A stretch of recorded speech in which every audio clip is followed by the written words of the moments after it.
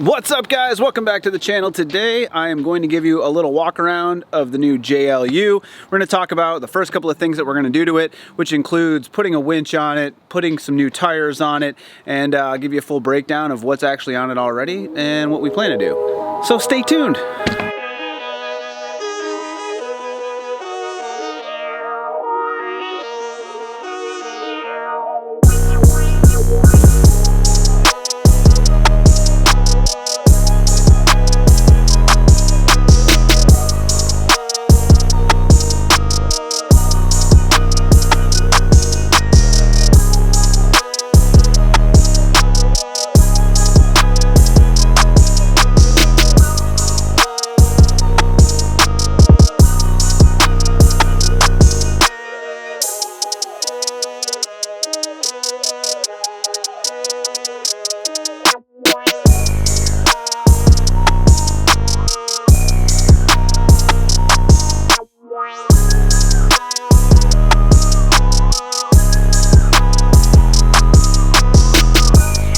So, this is the new Jeep JL. Pretty pumped on it. It's a 2020, and in all reality, it fits a couple of things. One, my wife doesn't trust that we will take the WJ out into the desert or off-road somewhere and it will die and will never return, and then we will die of starvation or heat exhaustion. So she doesn't really trust the WJ, and my wife's kind of new to the off-road world and doing off-road things, so I can't blame her. She wants something that's a little bit more comfortable, more reliable, something that's got practical AC and she doesn't feel like is going to fall apart on her. So I don't feel like the WJ is going to fall apart on us, although it did leave us stranded when we were in Palm Springs after King of the Hammers, and we did have to rent a vehicle for a week, which wasn't the cheapest thing to do. So we've got a vehicle that's going to work well for the family, something that we can use off-road, and something that we can have fun in. Number two, I don't totally trust flat towing the WJ yet. Hadn't tried it, and it may be something I can give a shot in the future. Because it wasn't running, we ended up taking the Highlander on one of the trips not too long ago, and pulling a trailer constantly when you don't have to adds an extra, 3,500 pounds of weight. And in one of my previous videos, I did say too how often I blew tires. So on our last trip, we were all the way over on the East Coast. We went to Florida, South Carolina, Georgia, cruised all the way back. I blew 6 total tires on the trailer, which was a pain in the neck and not something I really want to keep doing. So if you don't have to tow an extra 3,500 pounds of trailer, that would be ideal. This is going to be a little bit more roadworthy. It's definitely set up differently, being a completely stock Jeep for the most part compared to, a 1-ton swapped WJ. So I'll tell you a little bit about what this has on it already and what we're going to do to it next. All right, so this JL has the 3.5-inch TerraFlex Sport Lift. I don't really want anything that's too tall. I'm not really a big fan of like going high on it. I'd rather do something that has a little bit of lift, enough to clear 37s, which it clears. So that's the first thing we're gonna do is I'm actually gonna take the 37s that I had on the WJ and we're gonna put them on this thing. They're not being used for the WJ, and when we get that thing back together, it's actually gonna get 40-inch tires anyways, so have practically brand new 37s. And if you take a look at these are a Pro Comp Extreme MT2, but there's a lot of dry rot on them, and you can see that the tread is fairly worn down. Let's see, especially compared, there's a good shot of the tread again. This is the back tire. A lot of dry rot in there. They've probably been on there for a little while, and then you've got this brand new Pro Comp that's never been used. So just time to get these things changed out, and I would rather use the Maxxis razors that I have anyways. All right, so that said, the other thing that we have going on here is these are Hutchinson Beadlocks. These are the Rock Monster wheels. Now actually, these are very similar to the setup that I have on the Durango, except that the Durango is a modified Hummer H1 wheel, but these are set up and made just like the military tires. In fact, Hutchinson, if you look at their website, does a ton of stuff with military vehicles and military grade beadlocks. So what I love about this is it's a true dual beadlock. Again, just like the H1 beadlocks that I have on the Durango, which means that there's an insert inside of this This entire front cover comes off. It's a 2-piece. Open it up, there should be an insert inside of this. There better be. And then you have an O-ring and a seal. So we're gonna go ahead and start by pulling these off and getting some new tires on it. What I'm hoping is that we don't have seals on the inside that have gone bad or anything like that. I would imagine we don't, but you never know what you're getting into when you're buying a used vehicle and someone else has set it up. So that was the other thing with this, is it's got a mild suspension lift, it's got wheels and tires. Somebody's added this bull bar. Not a fan of it. That's coming off. Stinger, bull bar, whatever you want to call it. I don't love it. It's not my favorite thing. I'd probably go with one that was a little bit lower profile. So I think we're going to swap this thing out and just get rid of it for now. The other thing we're going to do, this is the steel bumper group that you have on the JL. And so we're going to get rid of the sides here. These unbolt and make it a little bit shorter of a bumper instead of a full width. So we're going to get rid of that. We got the worn winch mount. I have a Xeon 10S that I had set aside for the Durango, but we're not worried about that right now anyways, because it's not moving out of the garage currently. So what we're going to do is get the worn Xeon 10S on this. We're going to get the winch mounted in here, and I've actually also ordered some parts from HK Off-Road. Big shout out to Bash for helping me out with that. Actually, he has a ton of stuff going on, and he wasn't supposed to be back in town until Thursday this week, and he's actually going to get that off to me. We got a flat toe set up on the way. I'm not positive that I'm going to get it on. I only have a few days to make all of this stuff happen, so we're going to get going by getting the wheels and tires on this. Then we're going to get the bumper set up with the worn Xeon 10S winch. We're going to get the D-rings on it when those show up, and hopefully when all of this stuff comes for the flat toe setup, we can get that stuff on, figured out, and get this thing towing behind the RV instead of on the trailer. But the trailer's ready just in case we need to. Either way, this thing's going with us, and the next stop is going to be Trail Hero for this thing. So let's get these beadlocks torn down and see what we can make happen.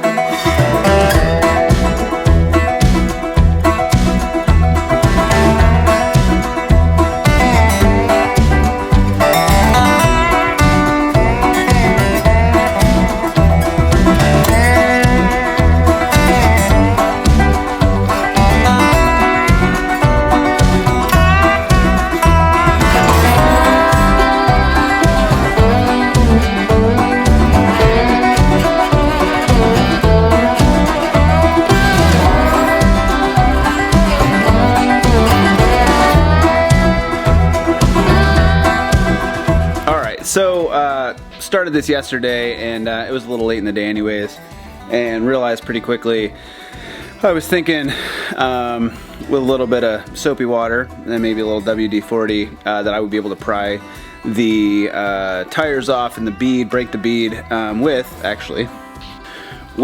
these dirt bike size tire irons.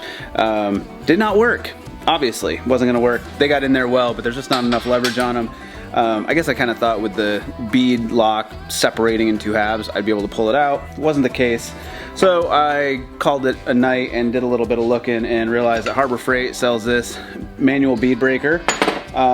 Picked up that, and just for safety's sake, a couple of tire irons from there. I think they're like $8.99 or something, nothing crazy. I'll show you them here in a second. However, I figured I'll give this thing a shot first. And I broke it immediately. Immediately broke it. Like, it took 2 minutes to break that thing. So that's junk. Not using it, and it's a $90 tool, so that's gonna go back. But what I did get is this guy, bigger tire spoon, whatever you want to call it, with a, I don't know if it's a gooseneck, something like that on it. So that worked well to then get these much larger tire irons in, and that worked really well. I also did put a little WD-40 all around the bead, used the big black one. It got the tire iron in there well, popped it right off, worked perfectly. Couldn't go wrong with that stuff. So wanted to go through the first one first to make sure that I knew what I was doing. It worked well. Got the new tire on, got everything set.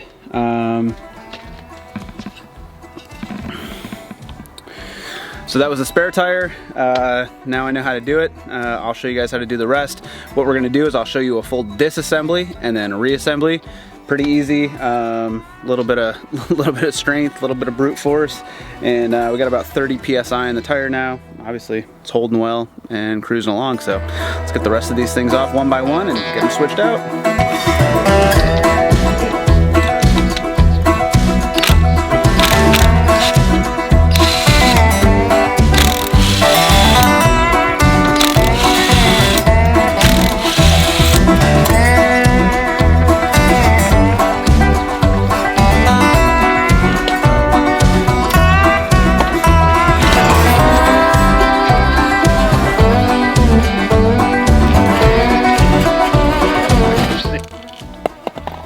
Alright, so first things first, make sure you take out your valve stem, drain this thing all the way.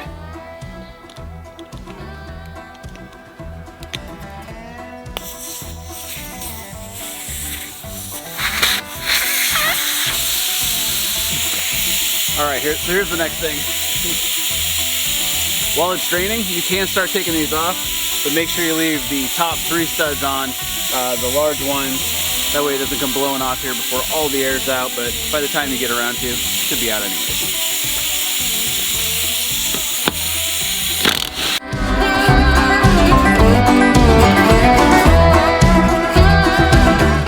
Alright, so the first thing I'm going to do is actually put a bead of WD-40 all the way around this.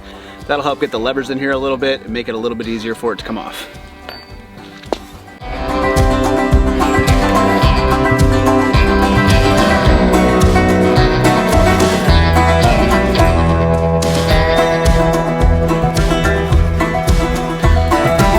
That's never what you want to see when you pull one of these off.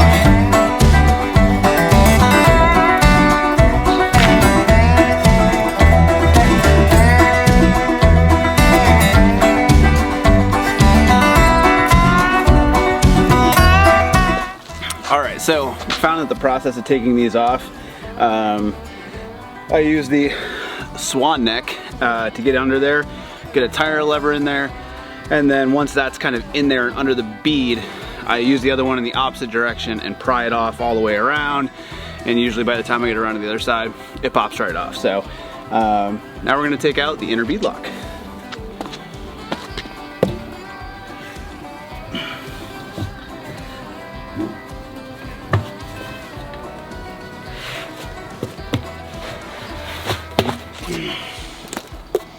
That's it, inner bead lock's out. So since these have already been assembled, they've already got the tire pressure monitoring sensors on them, so it makes it pretty easy. We'll just stick these inside the new one and keep cruising. Alright, so lucky me, as usual. The first one I took apart was the spare tire on the back, and when it came off, everything came off good. Clean O-ring on the inside, and the O-rings are, well, that one was a white one. When I looked them up online as replacements, they're all white. This one's not white, it's orange, and check that out. Pretty gnarly. Not in good shape. So, it was wrapped around the bolts in there. I mentioned earlier that the wheels on the Durango are a Hummer H1 wheel, and I have gaskets for those. However, man, I don't know. They're very similar in size. I can't show you on the camera here. They're very similar in size as far as diameter goes. The rubber consistency is slightly different, and the other thing that's slightly different is the diameter. So they're similar in diameter around, like as far as the full size of them. But the thickness of them, or the little diameter here, it's just slightly different, enough that it makes me think that the rubber one that came off is a little bit thicker than these H1 takeoffs. So they're similar. They're a little dissimilar also. So I'm a little hesitant to use it. I think what I'm going to do is, because this is the first wheel I've taken off that's keeping the Jeep on the ground, we'll use the spare that I set up, and just the one that had kind of the most rock rash on it. Put the spare on the back on the passenger side that I just took off. drop it down, pull off another tire, and we'll see how the other ones are. Not positive. In my head, the way I'm thinking about it is they're supposed to be white. The spare was white. This one's orange. Maybe this one was replaced. Maybe it wasn't installed correctly.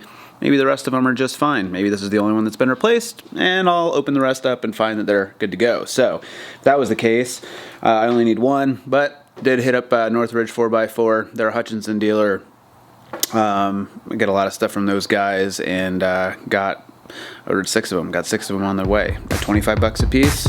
Not the cheapest things, but is what it is. Gotta have them. They're on the way. Let's pull the rest of these off and see what we got going on.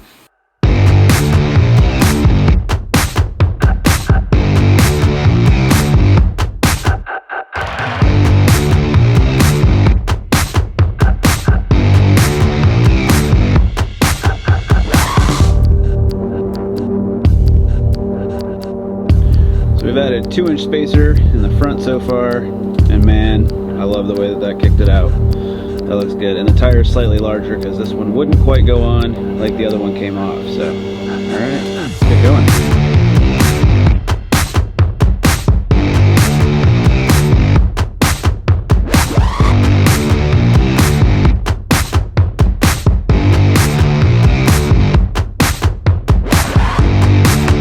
So, not bad. Not bad at all on that one. So, and actually, as flush as that is, we might try using one of the other ones.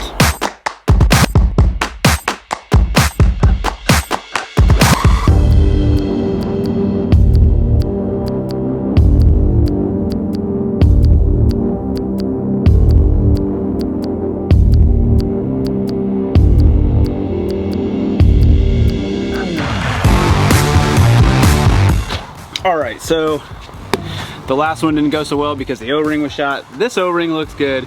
So this is the first one you're gonna see me set up. Getting the inner beadlock in there isn't too hard, just need to play with it a little bit. I try to slide it in through the far side first, kind of open up the sidewall and the inner of the tire, get that thing in there. You've already installed your tire pressure monitoring system at that point too, so make sure that goes in first so you don't bend it up. And then push it down in there, get it seated nicely. You'll see this ridge on this far side too. Let's bring you over here. So there's a ridge on this far side. There's actually one on both sides opposing each other, but this one has the bolt on it. So you know that's the one that's gone through for the TPMS sensor. It's all situated in there.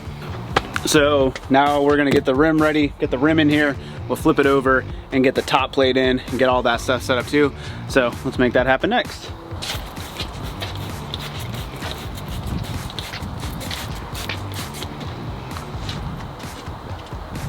So first thing I did too, make sure that you get the bead all clean on the actual tire itself. Just make sure it's cleaned up, make sure there's no grit and grime in there. And then this is just soap and water. It'll help that thing slide in there a little bit. Hopefully. Now the other thing is this line on the far side, make sure that little groove, because it's where your air goes in, make sure that goes in between 2 of your bolts, because then you're going to line up your valve stem there too.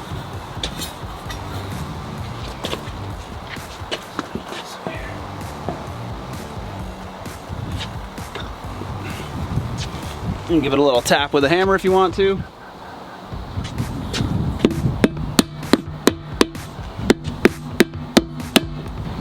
Then we're gonna flip it back over.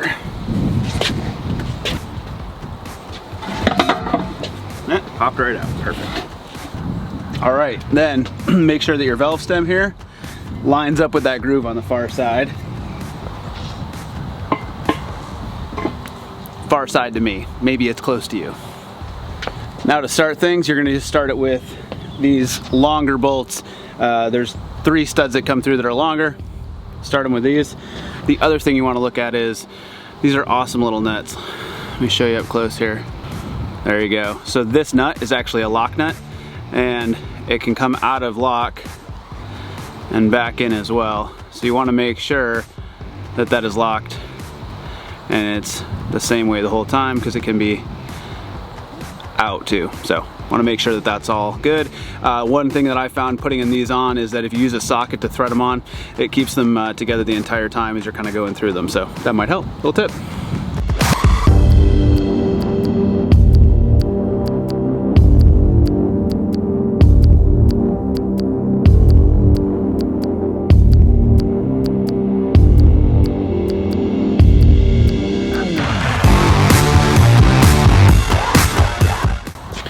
All right, so as we work our way through, we're gonna go to 100 foot-pounds.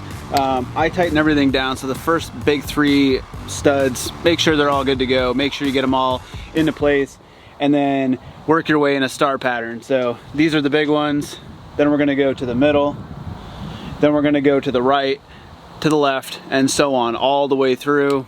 Hit them with 100 foot-pounds, and then the thing I like to do at the very end, I just go all the way around and make sure they all hit 100 foot-pounds, just in case.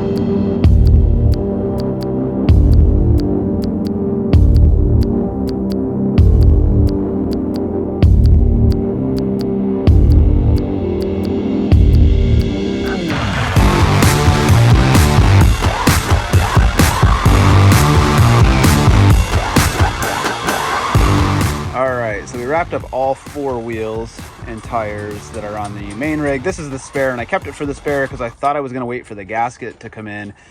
But after looking at all the rest of them and looking at the H1 gasket that I have, these are really, really similar. I think worst case scenario is it's on the spare. So I'm going to put it on. I'm going to fill it with air. I'm going to see if it seats. I really don't see why it wouldn't. It's sitting really well in here. It's similar size. It's sitting in a same flush position as it would otherwise. My little buddy Hayes here said he thinks it's going to work well. Do you think it's going to work well, dude? Yeah. Yeah, totally. So it's probably going to work well. We're going to put it on. We're going to fill it with air. We're going to see what happens. Either way, we have another gasket coming. Worst case scenario is that I got to put the new one on and we're done. He's having a blast out here. It's late night.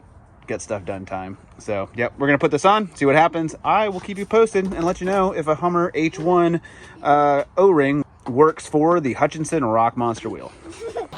All right guys, so that's a wrap on the wheels and tires. If you're interested in the Rock Monster wheels by Hutchinson, I think they're awesome so far. Haven't got a chance to test them out yet, but really like how they set up, really like the inner bead liners. Next up on this thing, we're gonna make some modifications to this bumper. We're gonna get rid of the modular side pieces on it. We're gonna get rid of the stinger. We're gonna add the Warn winch mounting plate to get our Xeon 10S winch on it, and got a couple of Factor 55 goodies, as well as an HK off-road D-ring kit so that we can flat tow this thing as well. So bunch of stuff to the bumper, but the rest of it is pretty much good for right now. Wheels and tires look awesome on it. We did a 2-inch spacer from, I think they're Rock Trick spacers. Kind of like the stance on that. It's given us about 4 inches of extra width on the rig overall. So really good setup. I will keep you posted on whether or not that O-ring from the H1 wheel works out. So far, we're a few days in and it's still holding there on the back here. So looks like it should work just fine. Got a few new ones on the way just in case. Don't forget to comment down below. Let me know what you got going on. I appreciate you watching. We'll see you next time.